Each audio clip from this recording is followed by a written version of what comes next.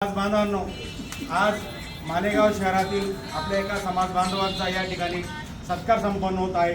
ही खरोखरच अभिमानास्पदाने गौरव अशी कामगिरी त्यांनी केली। सांगायचं तात्पर्य असं की त्यांचा जो मागचा विचार केला परिस्थितीचा, आम्ही भजनवाडीत राहायचो त्यावेळेला आमची वखार होती तिथे, त्यांचे वडील अक्षरशः 4-4च्या गाडीवरती ते गाडी घाणी सगळं आणि लोटत ते सराफ बाजारात यायचे।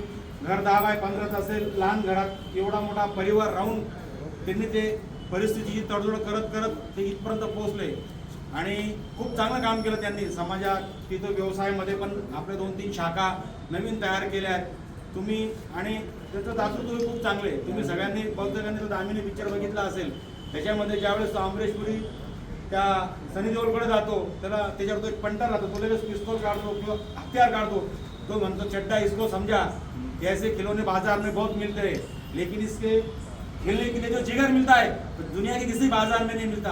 त्याचप्रमाणे पप्पू भाऊंचं दातृत्व,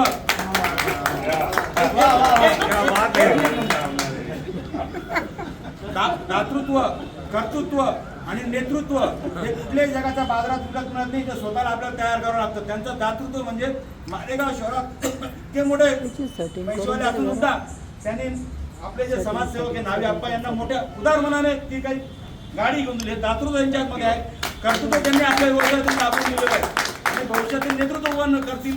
आपल्या मालेगाव महानगर तेली समाज, संताजी ब्रिगेड संघटना, संताजी प्रतिष्ठान, मालेगाव कॅम्प संताजी याच्यातर्फे, नाशिकला संताजी मंडळ, महाराष्ट्र प्रांतिक दैनिक महासभेतर्फे त्यांना मी हार्दिक शुभेच्छा देतो, पुढील वाटचालीस शुभेच्छा देतो। त्यांना वारसा मिळाला त्यांच्या वडिलांपासून,